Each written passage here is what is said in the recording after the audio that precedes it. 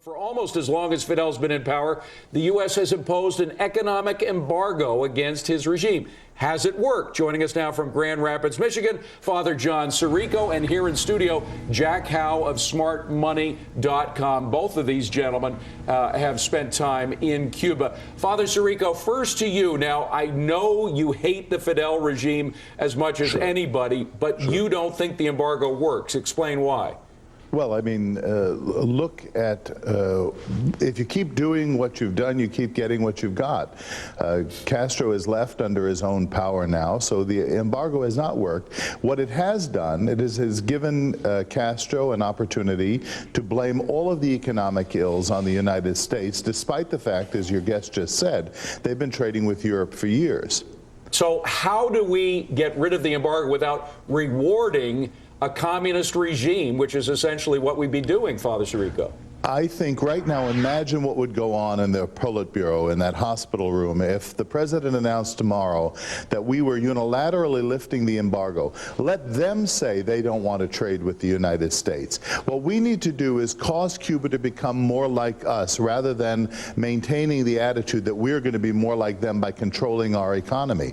I think by creating a middle class, by giving people the opportunity that free economy would engender, even though it would be very heavily restricted there, nonetheless it would necessitate contact, trade, exchange, knowledge, cultural interpenetration that would weaken the totalitarianism of the regime that the Castro brothers have perpetrated on these people in Cuba. All right, now Jack, what happens if we take off the embargo and indeed the communist regime doesn't get any better? They continue with their political repression. They keep the political prisoners in jail, torture them, kill them, etc. And we are essentially rewarding a lot of these government enterprises with our U.S. dollars. First of all, Cuba doesn't become wealthy overnight. Its problems are a result of its own economic mismanagement. Right. This should be done, you know, I agree, unilaterally on the part of the United States, because it's a failed, foolish program that's been in place for 40 years. Well, certainly Fidel, it hasn't succeeded in getting Fidel out of power. Think of the lack of sense of saying that you're going to try to better someone's life by imposing economic hardship on them. It just doesn't work. It hasn't worked. It should be done away with. Now, in terms of making it a human rights issue, I mean, if that's really the test here, then where are the sanctions against China? Where's the embargo there? It's one of our biggest trading partners. That's not the test. This is a voting issue. This is about a voting bloc in Miami, and that's what's kept this embargo in place for decades. By the way, panel, we're about to have Congressman Diaz-Balart on, who is very much in favor of the embargo, but what do you think? I think to lift the embargo today would be to reward Fidel Castro and the How would it reward him? Because it would add all of the trade, all of the options, all of the travel. The United States tried to do that under Jimmy Carter. They opened doors, they began a little step by step, and it was totally rebuffed. In fact, Cuba was in Angola at the time. It added troops in Ethiopia.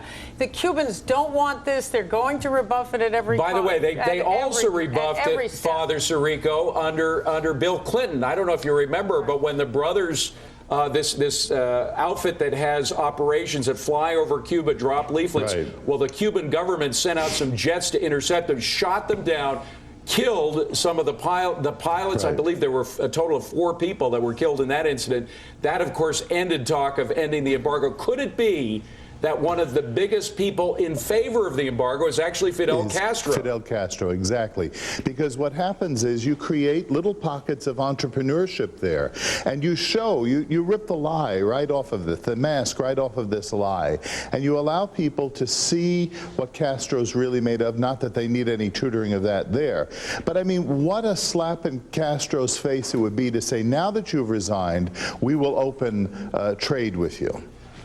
Here's one of the ways you know how foolish this plan is. You're talking about the embargo right now. Keep in mind that it not only forbids American companies to do business in Cuba, but it threatens sanctions against non-American companies who do business in Cuba. Essentially, right. But those aren't really followed through, because a lot of Canadian companies that do business with Cuba still do business with the U.S. The U.S. essentially threatened the world and said, look, you choose us or them. And the world chose.